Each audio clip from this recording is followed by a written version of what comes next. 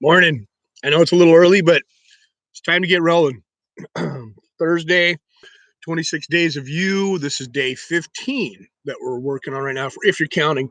Um, Sweatshirt, like I said earlier, it's 48 degrees out here, which means it's time for the winter hat. Not winter yet. We're into fall, but you're a cowboy and you like cowboy hats. You don't have to be a cowboy to like cowboy hats. You understand there's a summer hat, there's a winter hat, there's a work hat, and there's a going out hat. Some of you have one hat for all of it. Others of you have many hats. That's me, mini hat Jim. So, what'd you dream about?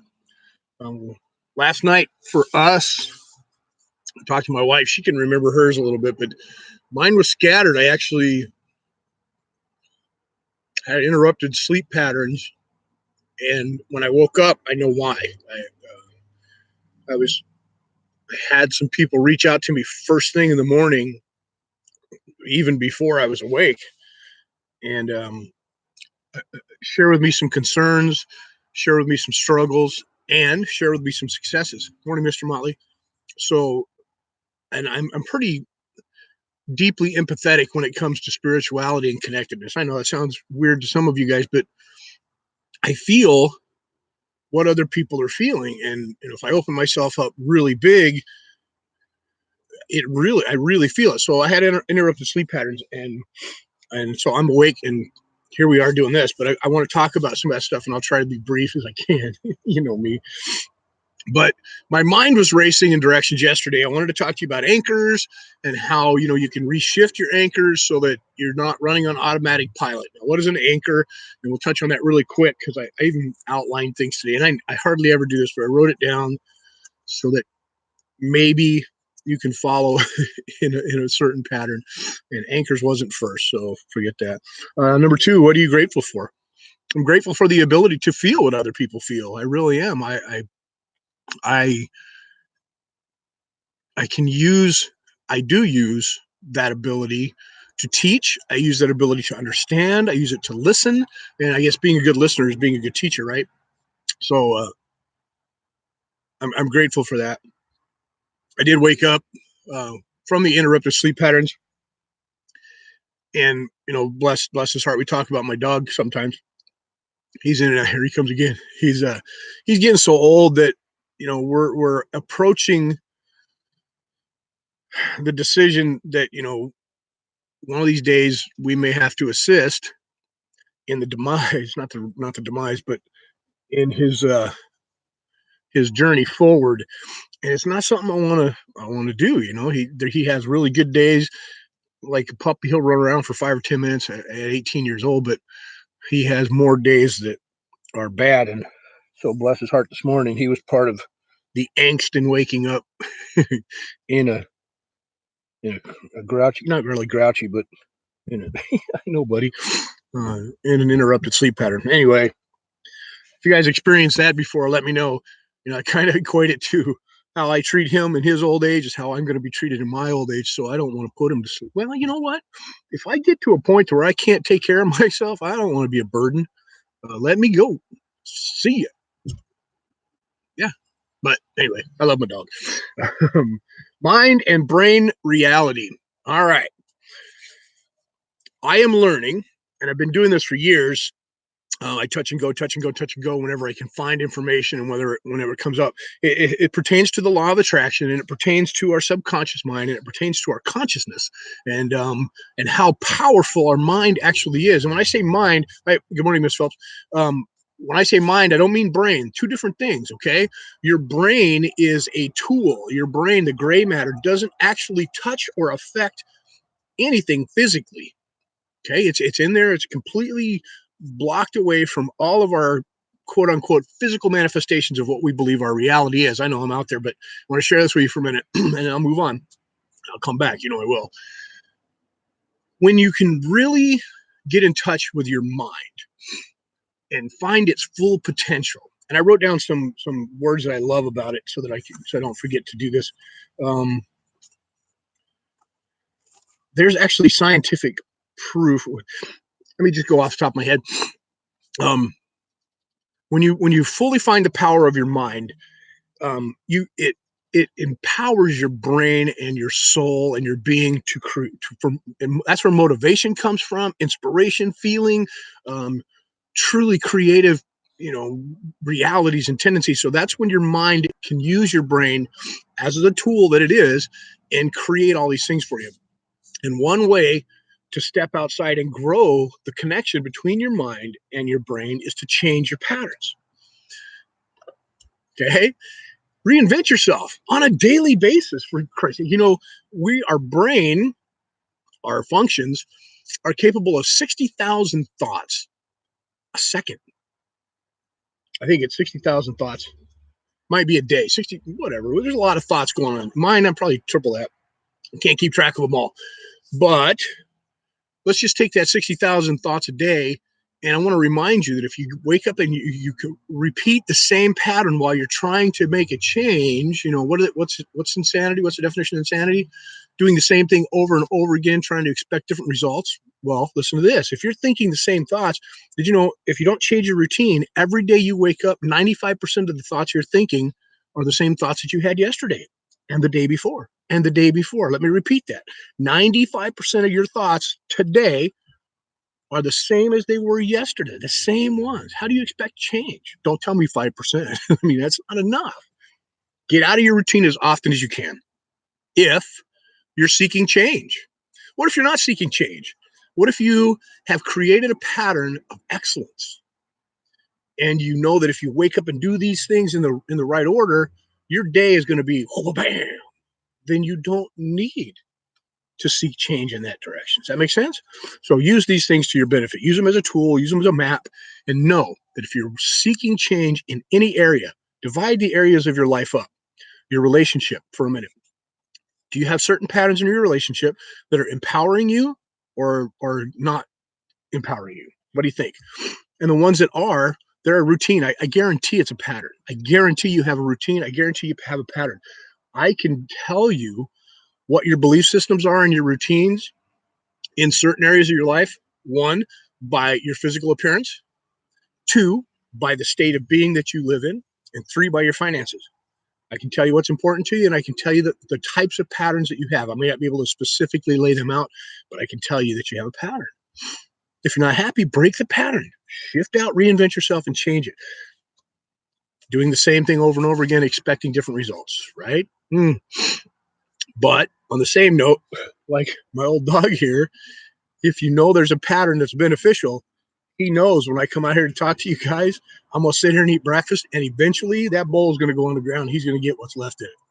The nice turkey sausage that I leave for him every time, the rice that I give him, he's going to eat it.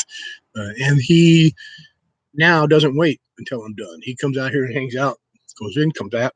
He forgets. He's old. He's listening now, but so his pattern is productive to him, right? All right. I want to move on to that. So the brain can use the mind can use the brain. I want you to learn about that. I'll teach you more as we go forward. It's something that I'm really, really interested in, how the world of perception and all of that. Getting outside your routine as many times as possible as you can to experience something new. That makes sense, right? 95%. I made notes and I made sure that I touched on every one of those things for you. Personal growth, deliberate creation, all of these things come from a powerful mind. Good. How about that? I stayed on key in only 9 minutes. All right, so that's your mind and your brain. When I say that, I think of the show Dinner for Schmucks and how they have mind control and brain control. if you're a nut like me and you know what I'm talking about, that's kind of a funny movie. And even though what I just said is very scientific and it has basis in quantum physics and of course physiology and psychology, it's still funny to think about. All right, moving on to anchors. Anchors are things that allow you or help you or make you, good morning, live on automatic pilot. A lot of us do. As a matter of fact, most people, not us, live on automatic pilot. Their routines dictate how they're going to think, feel, and act on a certain everyday basis. That's automatic pilot. Oh, they get up out of bed, they get in the shower, they have their coffee, they go to work, they go home day after day after day after day. If it works and you're happy, truly happy, not delusionally happy, do it. Keep it up. Find the patterns that work for you and make those things happen. An anchor. My favorite example of anchors are, and these are some of mine, okay? Wet dirt. When I smell wet dirt, and I don't mean I'm just going to go out and jump in a mud puddle and face first. I might, but that's what I'm talking about. I'm talking about rain. In Arizona, growing up, when the monsoons would hit or it would rain, it was like, yes, because 110 degrees and it rains. So you get this intense emotional state as a kid is I love storms. I love them. Even the flash flooding, because you don't live where it floods. Come on. You don't want to have a tornado hit your house. Don't live where there's tornadoes. You don't want to have a flash flood. Don't live in a flash flood zone. Anyway, the rain comes down and the dirt gets wet and smells. It's like, oh. So when I smell rain or wet dirt, that's an anchor and it makes me feel good. Can I do it anytime I want? Yeah, I just did it just now. I went in my head. Good morning, Miss Quinn. I went in my head. I went down in my soul, and I smelled that wet. I can smell wet dirt right now. It's kind of misty outside, so it's probably around. Or it's my dog again. So I'm capable of tapping into that intense, great feeling whenever I want, just as a memory. My mind controls the brain. My brain tells my body what to experience, and boom, the sense of consciousness is there, and I'm happy. How about another one? Sounds. Certain songs will take you back, right? When I sing Journey, there's a couple of songs, Open Arms comes on. I remember when Open Arms came out, and I had my Camaro and I had my 8-track. You put the 8-track in and you sit outside your girlfriend's house and you click, click, click, click, click, click. And you wait for that one song to get to the point and you click it over and Open Arms would come on. And you sing it at the top of your lungs outside your girlfriend's window, make her dad mad. Then he comes out and it's a whole different anchor in the memory of how you drive away really fast. But I can sing that song on stage and lock myself into that moment anytime I want. Get a big old shit-eating grin on my face and remember how it felt to do that. I bet there's songs that do that for you too. So those are anchors, okay? We talked about the self-defense anchor. I'll briefly touch on that. If you live your life, if you're a martial artist or even somebody who wants to protect their family, you don't walk around like this all the time. You don't walk around. That's not what you do. You live green, you live a happy life, and when the situation arises, if you've trained yourself, the situation arises where you need to take care of somebody, the anchor, the memory, the feeling, the motion, whatever I've taught you to do or whatever you've learned to do, you put yourself in that state and you go. And then you pack back out of it. No anger, just an anchor. Good. We all have anchors. If you're in a pattern of, what's a good word for this? I like empowerment for the good. What's a good statement for not so good? If you're in a pattern that's not fulfilling and not serving you, break the pattern by first noticing the anchor, change your routine, and create a whole new situation around it. Okay? If you're incapable at the moment of knowing what that should or could look like, does that make sense? We're supposed to get a good visual, right? Let me jump ahead real quick and tell you about quantum jumping and how I'm going to use it now. And this will fit right in here. With quantum jumping, the idea is you can find yourself in another universe that have that self in that universe in your imagination, your mind, or your mind has already been successful at something you're seeking to do, right? Quantum jumping. I am going to jump in my meditation to a point in my universes, one of them, where I am successfully moving forward with the goals I currently have. And I'm going to be specific, not here, because I'm going to keep it to myself right now, but just know this. Some of the things I want, because I've never had them in this universe, I haven't had them yet, I'm going to achieve, but I have a hard time visualizing them, okay? Because I've lived a certain way. I've been able to step up, but there's this one level that I want to get to, a level of abundance that will allow me to help people, help more people, share with more people, and live more fulfilled. What does it look like? Kind of got an idea, but I'm going to use quantum jumping to get there visually, emotionally, physically. I want to feel it. I want to radiate it. I want to bring it back and move forward every day with it. That's how I'm going to use quantum jumping.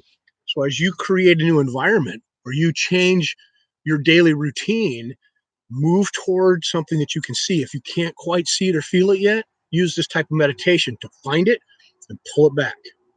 I love that, and I hope that you understand that, and I hope you use that too. So those are anchors. That's how you use an anchor. That's how you can change your anchors. Now, creating your own anchors, I didn't touch on this. It can be a physical action. It can be a statement, not today, or yes, today. You can do anything. It can be as silly as you want, but it has to be effective. I mean, when you snap your fingers, what does that mean to you? If it's already got a meaning, you got to change it. But if you're going, okay, yesterday I was stressed. What's my new mantra about stress? Stress only gets 90 seconds of my life. That's it. And then it's gone. So 90 seconds, what do? You count 90 seconds. Remember the old thing, count to 10 and then react? Count to 10 and then respond. Count to 90. I never got to 90 before I started laughing about it. It's an anchor. Counted backwards. And actually, I was counting reps when I was doing it. So working out really helped. Snap your fingers. Nope, nope, nope, nope. Got it. You ever heard the expression shake it off? That's an anchor for me. I physically, when a bad thought or a negative thought goes in my head, I will close my eyes and shake it off, literally, and it's gone. So make an anchor for you. All right, ripple effect. Mr. Huntley said that an interesting thought he thought might be something we could talk about is the ripple effect and how we treat each other in like a pebble in a pond, right? And how the ripple moves out, and it doesn't just move out and stop. It moves and then connects with other ripples that are moving around, and then they become a different pattern of ripples. And if you look at it as we treat others, it definitely has a ripple effect. But let's give meaning to the ripple. Let's say you drop the pebble in the pond, and the pond accepts the pebble, or the pebble accepts the pond. However philosophical you want to get about it, let's say that the pond accepts the pebble, and the pebble changes the pond forever. And the ripples start to move forward. Are they positive or negative? Let's say there's a bird who lands in the same water, on the top of the water, and creates his own ripples to the other direction. The bird is now using the pond. The pond accepts the bird. The ripples move in the opposite direction of yours, and they intertwine in harmony or in disharmony. Do your ripples get interrupted, or do the bird ripples get interrupted, or do they become a new pattern of ripples in the opposite direction?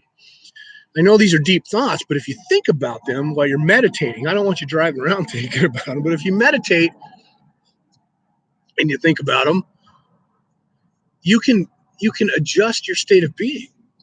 Today, as I shake the first person's hand that I meet this morning, hey, how's it going? How's your morning?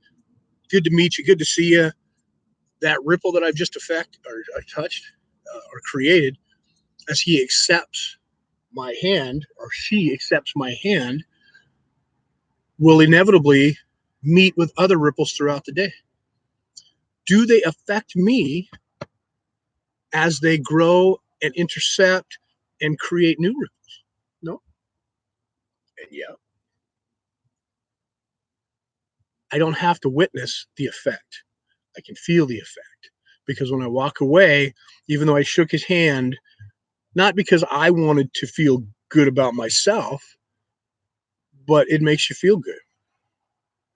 And I'll go get gas this morning. I'll stop off and get some things for the road. And you bet your butt, I will try to change the state of the person behind the counter. It's Friday Eve. Friday means a lot of different things to a lot of different people. Most people look forward to it. People that work in convenience stores or gas stations, they don't care, because it's Friday doesn't mean a whole lot to most of them. They're on a different shift than us. So how do you change their state of being? You make that moment in time worth your time and theirs. I love it. All right, so the ripple effect is definitely kind of cool. On the opposite side of ripple effect would be pay it forward. As you pay it forward, you look forward to creating the ripples. You are now the pebble, not the pond. As the pond accepts the pebble also needs to, or doesn't need to, but accepts the pond. As I pay it forward, what does that mean? Well, there was a movie about it once, but basically it means this. And it's not a law, or it's not a rule. You don't have to follow this, but if somebody does something good for you, instead of showering them with praise, I mean, tell them thank you, and definitely show them genuine gratitude for whatever it is that they helped you with, pay it forward. 3 other people. When something when you recognize somebody went out of their way for you, and yesterday, every day, I recognize people that go above and beyond in my life to help others or interact with me. I'm at times overwhelmed with the thought of generosity and gratitude. What what better way to live, right? So anyway, pay it forward. It's not really a challenge, but yeah, let's challenge ourselves today. Witness gratitude and gratefulness and above and beyond actions. Witness it. Pay attention to it. And when it happens, recognize it and make sure you share your gratitude with that person, even if it's brief. Thank you so much for, I really appreciate your attitude. I really appreciate your smile. I really appreciate the fact that you stopped and took time to answer that question for me. Thank you for going out of your way to help me find this or help me locate that, whatever it is. Show some gratitude. The president of the company helps you when he's on vacation. On vacation, president of the company doesn't normally deal with people, builds a relationship with you, and doesn't even tell you he's on vacation until he's already helped you through the process that you're working on. And this is a personal experience of mine. And listen, Justin, I don't take that lightly, and I won't forget it. I'm the same type of guy. I go out of my way to try and help people too, but I really, really appreciate Justin for what you did this week for me. Thank you so much. And you bet your butt I'll be paying it forward. So pay it forward 3 other people. How about karma? Does karma play into the ripple effect? These are questions and things. Since Mr. Huntley talked about the ripple effect, a couple other people were mentioning things about helping others, and I'm going to get to that in a minute here. Mr. Wheeler has a great question about empathy and some of the experiences he's feeling in his life, and I'll share that with you in a second. Karma, I think, is self-induced, just like pretty much everything, right? Um, if you believe in karma, let's just define the simple belief in karma. Karma is cause and effect. You do something, something comes back to you. You do something good, you get something good back. You do something bad, you get something bad back. Do you believe that? If you do, guess what? If you walk around and you make a mistake, and that mistake is not the perfect you, and you dwell on it, you've now shifted from a positive state of being and moved yourself to that unpositive state of being, and now that becomes your focus. And guess what? The law of karma exists 100%. Why? Because you made it. You believe it. There it is. And here it comes. And now what are you doing? You're waiting for it to happen. And if you're looking for it, seek and ye shall find. How about the opposite end of that? Good things. I'm going to help this person because it's going to help me. I believe in karma, and if I do good things will happen to me or for me or around me. See, I'm not a karma guy. I might deliver karma to people who hurt others, but I'm not a karma guy. I believe if you put good in, you get good out. If you do good, you witness good. Absolutely. I believe that if you live an empowered life, you witness empowerment. If you live in a negative state of being, or you're always wanting to be depressed, or you're wanting to feel anxiety, and trust me, I know we talk about this, but those are choices. There's not any physical action in this world that physically makes you feel anxious. It doesn't happen. It's from your mind and your brain. They co-conspire to give you the feelings that manifest as your reality, and now you're anxious or depressed. That's on you. I know there's some people that are beyond the point of simple psychosis like this, where you can help them this way, and they need professional help, and that's not me. Did you hear what I said? Because it's a truth. Anyway, karma. When I talk to these people, don't do and okay, I'm not going to tell you what to do, but I choose not When I do good deeds, like paying it forward, listen to what it said, paying it forward. I'm not doing it expecting something to come back.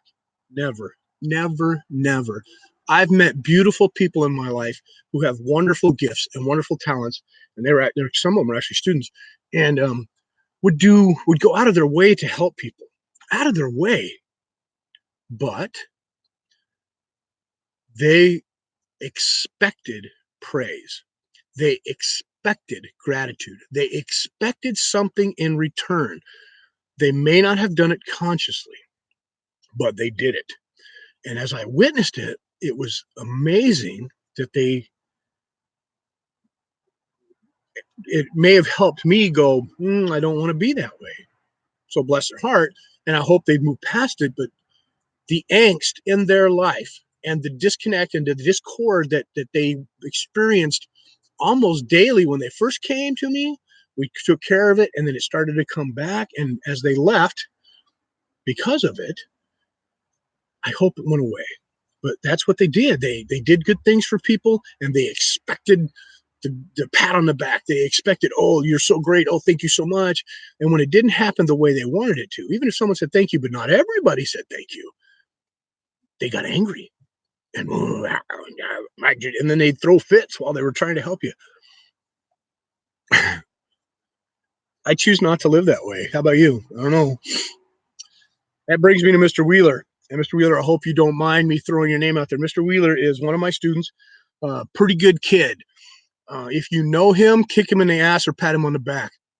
When you kick him in the ass, it's because he's being patty pathetic. He has a tendency to fall into the category that, oh, woe is me, and when I see him, I smack him upside the head, and he knows better. And when he's around us, he doesn't do it so much, but he's been gone. He has a great job now. His life, listen, he went from struggling and working hard for nothing, giving his money to his mom and stuff, to a fantastic job of his dreams that takes him away from what he likes to do. Most of the time he goes and he has to be in other locations, but it's the greatest job he could ask for.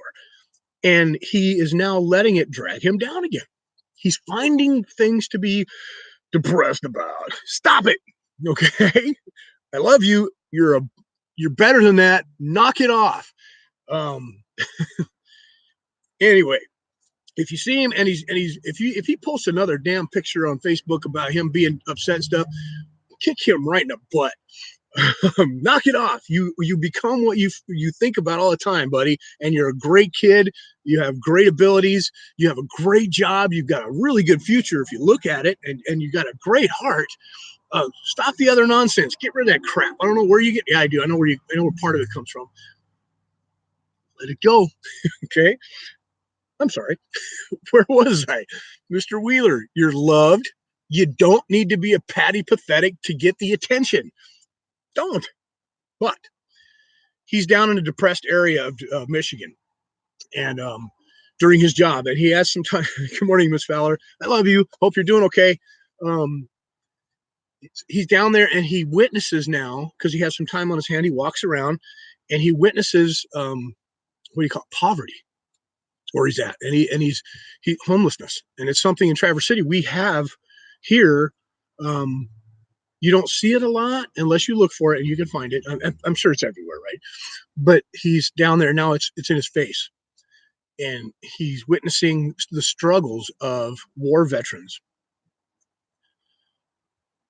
And he reached out to me, and he said that it weighs heavy on his heart. And yeah, of course it does. When you see people struggling and they're in the street and they're living, below standards that you believe need to be met. Remember, these are your standards that you're putting on them. They may or may not be suffering. You really don't know that. Some of them choose to live that way. Every one of them chose the decisions that got them there. I know that's harsh, but if you think about it, we all make bad decisions. If you let those bad decisions continue to roll and you never change or do anything about it, we could all end up in a situation where our situation doesn't rise to our standards. and we could feel pain or suffering, correct? Okay, so these people, now, trust me, I know that there are certain situations and circumstances that can take place that squish you and hold you down. And in a society built on, you know, the dollar rules, or what you look like, or what your address is, dictates with certain people that have the powers to change your life, hold you down. Yeah, it's really hard to get back up. It's easier to fall than it is to get back up. It is.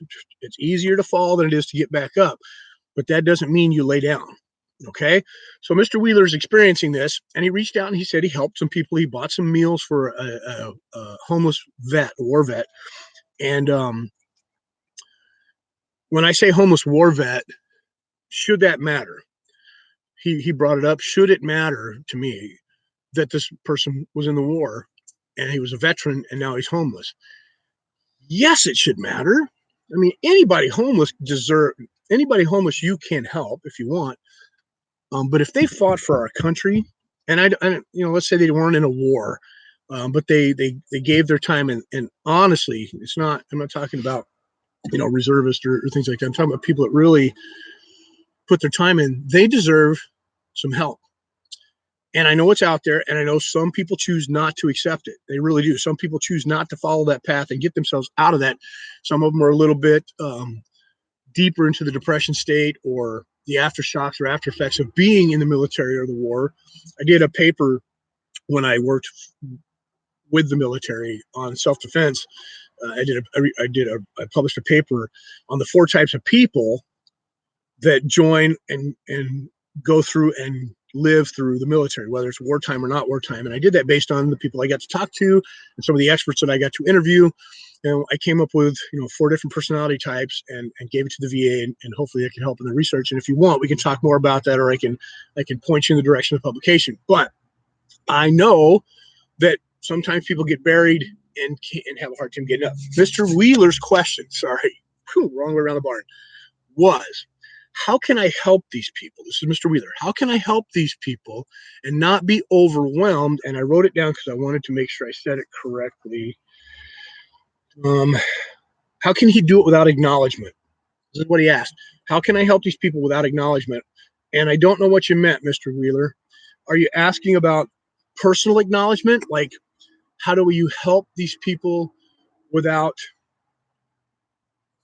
consciously getting involved with them and acknowledging the fact that they're hurting and they're homeless? Or are you asking me, what can I do without acknowledgement, public acknowledgement? How can I help these people and not seek praise? Okay, so I'm not sure what your question is, but I'll address both of them really quick. Um, how can you be overwhelmingly empathetic and not let it affect your life? Is that a good question? How can you be overwhelmingly empathetic, understand the needs of others, feel their strife, feel their pain, and not let it affect you negatively? Well, you have to give it meaning. You have to decide, what does that mean to you? When you see people that are struggling and you recognize their pain, it's not a bad thing. And it doesn't need to pull you down. Does that mean you're not going to feel bad about it? No, you might feel their pain. You might feel their struggle. That's empathetic. That gives you an understanding of what those people may or may not be going through. Until you talk to them, you don't really know. You can sit and talk to them. That might help them. Loneliness, as you know, can sometimes hold people down. Maybe they just need to get around somebody that's positive and lifts them up. Please don't let people take advantage of you, though. There are people out there that will. Don't let that happen. Okay? You can share your resources. You can reach out to a charitable foundation that does really good locally. Reach local first. I know there's wonderful organizations that do things around the world. It's my belief that we start local. You got money to give local. You've got time to give local. You've got produce, resources to give local first, right? I'm not being stingy. I'm being realistic. If we all helped within our community would be a better place. Mr. Wheeler, that's what I want you to do. Don't give your money away. You don't have a lot of it. If you've got time, volunteer. Help take blankets to people when it's getting cold. Find shelters.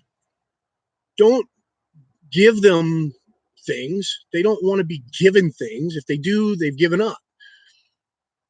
Unless you want to give them a hand up or give them, a lift up. Seek shelters for them and give them information about it.